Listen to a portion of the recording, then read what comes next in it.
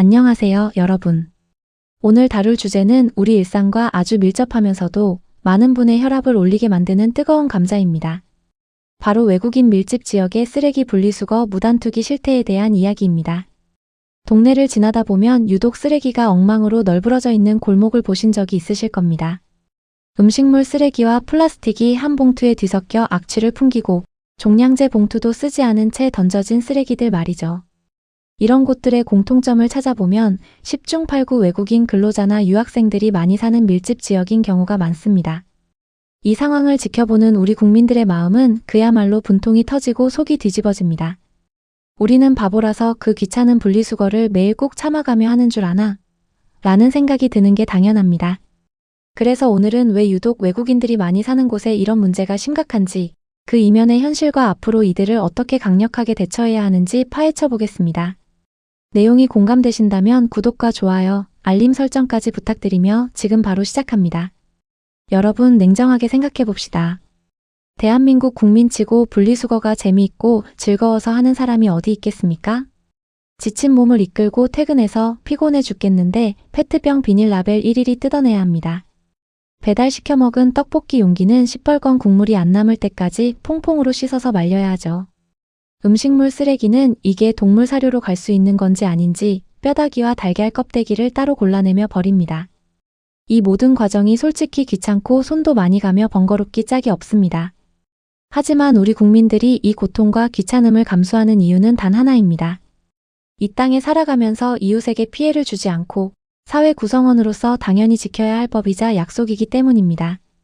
우리나라도 1995년 쓰레기 종량제를 처음 도입했을 때는 그야말로 대혼란이었습니다. 왜 쓰레기 버리는 봉투를 내 돈 주고 사야 하느냐며 온 동네가 시끄러웠고 수많은 시행착오를 겪었습니다. 즉, 지금 우리가 누리는 깨끗한 거리는 우리 국민들이 수십 년간 불편함을 견디며 만들어낸 눈물겨운 노력의 결과물이라는 뜻입니다. 그런데 한국에 와서 사는 외국인들은 어떻습니까? 여러분이 뉴스를 통해 보셨다시피 많은 지자체에서 수천만 원의 예산을 들여 다국어 안내문을 다 붙여놨습니다. 영어, 중국어, 베트남어, 러시아어까지 아주 친절하게 번역해서 벽마다, 전신주마다 도배를 해놓았습니다. 심지어 외국어 문구가 인쇄된 전용 종량제 봉투까지 제작해서 보급하고 있습니다. 그런데도 현실은 어떻습니까? 여전히 밤만 되면 아무 봉투에나 쓰레기를 쑤셔 넣어 길거리에 툭 던져두고 사라집니다. 더 화가 나는 것은 현장에서 단속반이나 이웃 주민에게 적발되었을 때 그들이 보이는 태도입니다. 그들은 대단한 치트키라도 쥐고 있는 양 아주 당당한 표정으로 이렇게 말합니다. 저 한국말 잘 몰라요. 외국 사람이라서 분리수거 방법 몰랐어요.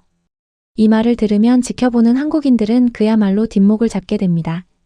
글자를 몰라서 안 지키는 것이 아니라 솔직히 귀찮으니까 그냥 모른 척 핑계를 대며 회피하는 것입니다. 그렇다면 왜 유독 외국인들에게 이런 행태가 자주 반복되는 것일까요? 문화인류학적 관점이나 환경부 조사 자료를 바탕으로 분석해보면 그들의 모국과 한국의 시스템 차이가 큽니다. 실제로 중국, 베트남 그리고 일부 동남아 국가나 중앙아시아 국가들의 경우 한국처럼 정교한 분리수거 제도가 없습니다. 그들의 고국에서는 대다수 쓰레기를 그냥 한 봉투에 다 몰아서 집 밖에 내놓으면 끝입니다. 그걸 수거업체나 매립지에서 한꺼번에 분류하거나 처리하는 방식을 사용하기 때문입니다. 그러다 보니 한국에 처음 왔을 때 쓰레기 종류마다 봉투를 다르게 사고 알맹이를 씻어서 버려야 한다는 개념 자체를 이해하지 못합니다. 쓰레기는 쓰레기통에 버리면 끝인데 왜 내가 집에서 2차 가공 노동을 해야 하지? 라며 심리적인 거부감을 느낀다고 합니다. 물론 초기 정착 단계에서는 그 문화적 충격을 100번 양보해서 이해할 수도 있습니다. 하지만 한국에 온 지 몇 달이 지나고 몇 년이 흘렀는데도 여전히 몰라요로 일관하는 것은 완벽한 기만입니다. 그들은 이미 눈치로 다 알고 있습니다. 아, 한국 사람들은 쓰레기를 저렇게 복잡하게 버리는구나. 하지만 나는 외국인이라서 대충 몰라요 하고 넘어가면 한국 공무원들이 귀찮아서 그냥 봐주네. 이것을 경험적으로 학습하고 악용하고 있는 것입니다. 행정안전부와 각 지자체의 무단투기 단속 실적 자료를 보면 외국인 밀집 지역의 과태료 부과 및 징수율은 일반 지역에 비해 현저히 낮습니다.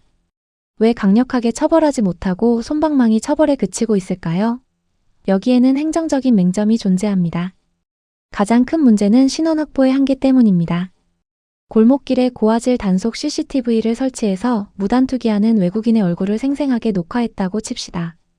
그런데 행정관청에서 이 사람에게 과태료 고지서를 보내려면 이름과 주민등록상 주소지를 정확히 알아야 합니다.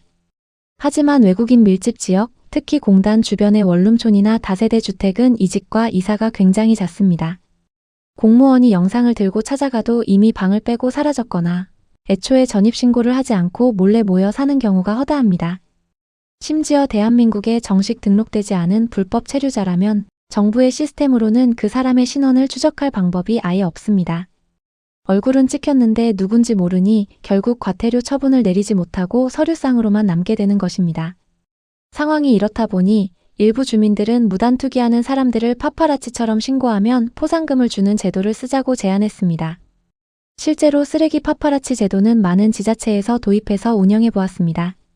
시민이 투기 현장을 촬영해 신고하면 과태료의 10%에서 20%를 포상금으로 주는 매력적인 제도였습니다.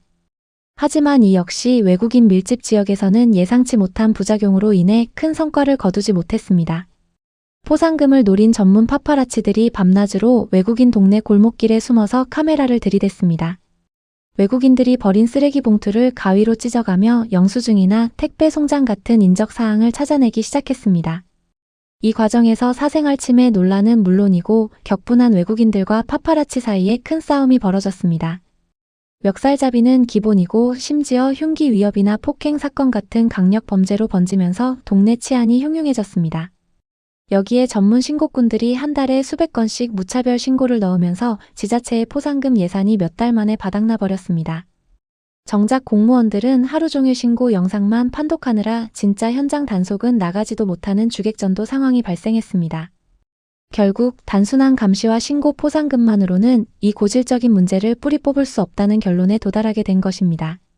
그렇다면 우리는 언제까지 이들의 쓰레기 테러를 지켜보며 고통받아야 할까요? 전문가들과 분통이 터진 주민들은 이제 온정주의를 완전히 버려야 한다고 목소리를 높이고 있습니다. 외국인이니까 불쌍해서 봐주자, 문화가 다르니까 이해하자라는 식의 미온적인 태도는 문제를 더 키울 뿐입니다. 한국 땅에서 합법적으로 살아가며 돈을 벌고 세계 최고 수준의 치안과 편리한 인프라를 누리고 싶다면 그에 따르는 의무와 책임도 한국인과 똑같이 지는 것이 공정의 원칙입니다.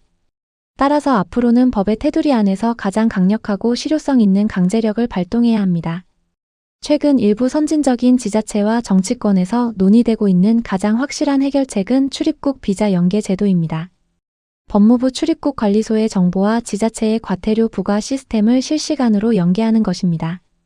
만약 쓰레기 무단 투기로 과태료 처분을 받았는데 이를 납부하지 않거나 고의적인 투기가 상습적으로 적발된다면 어떻게 해야 할까요? 외국인들의 체류 자격 연장을 단칼에 거부하거나 심한 경우 강제 출국 조치까지 내릴 수 있는 법적 근거를 강화해야 합니다. 외국인들에게 대한민국 비자는 자국에서의 생계와 인생이 걸린 가장 무서운 무기입니다. 벌금 몇만 원은 안 내고 버티거나 출국해버리면 그만이지만 비자가 잘려 한국에서 쫓겨난다고 생각하면 태도가 180도 달라질 수밖에 없습니다. 쓰레기 하나 잘못 버렸다가 내 밥줄이 끊기고 추방당할 수 있다라는 강력한 경각심을 심어주어야 비로소 그 귀찮은 분리수거 방법을 악착같이 배우기 시작할 것입니다. 또 다른 실효성 있는 대책은 수거 거부를 통한 연대책임 압박입니다. 무단 투기가 심각한 특정 빌라나 원룸 건물 앞에 지자체가 커다란 경고판을 세우는 것입니다. 본 건물은 분리배출 상태가 불량하므로 올바르게 시정될 때까지 쓰레기 수거를 전면 거부합니다. 라고 선포하는 것이죠. 이렇게 되면 며칠 만에 건물 앞은 쓰레기 산이 되고 악취와 벌레가 들끓어 사람이 살 수 없는 환경이 됩니다. 피해는 고스란히 그 건물에 사는 세입자들과 무엇보다 집주인에게 돌아갑니다. 집주인 입장에서는 쓰레기 때문에 새로운 세입자가 들어오지 않고 소문이 나면 막대한 재산적 타격을 입게 됩니다. 그러면 집주인들이 발벗고 나서서 건물 곳곳에 자체 CCTV를 달고 외국인 세입자들을 매일 쫓아다니며 감시하게 됩니다. 너 한 번만 더 쓰레기 막 버리면 당장 방 빼고 나가라며 계약 해지 카드로 외국인들을 강하게 압박하는 구조가 만들어집니다. 실제로 경기도의 몇몇 공단 주변 지자체에서 이 수거 거부 카드를 꺼내 들었을 때 건물주들의 강력한 통제로 인해 단기간에 골목이 깨끗해지는 놀라운 효과를 보기도 했습니다. 이제는 말로 하는 캠페인이나 아름다운 다국어 안내문의 시대는 끝났습니다. 강력한 법 집행과 얄짤없는 페널티만이 이 고질적인 무임승차 행태를 바로잡을 수 있는 유일한 열쇠입니다. 여러분, 대한민국은 온정주의 때문에 법과 질서가 무너지는 것을 방치해서는 안 됩니다. 우리 국민들이 수십 년 동안 피땀 흘려 정착시킨 소중한 환경 시스템을 규칙을 무시하는 이들 때문에 망가뜨릴 수는 없습니다. 외국인들이 한국의 선진 문화를 존중하고 동참할 때 비로소 진정한 이웃으로 받아들여질 수 있다는 점을 그들 스스로 깨닫게 만들어야 합니다. 오늘 준비한 내용은 여기까지입니다. 과연 외국인 무단투기 문제, 비자 박탈이나 수거 거부 같은 초강수 대책에 대해 여러분은 어떻게 생각하시나요? 시청해주셔서 감사합니다.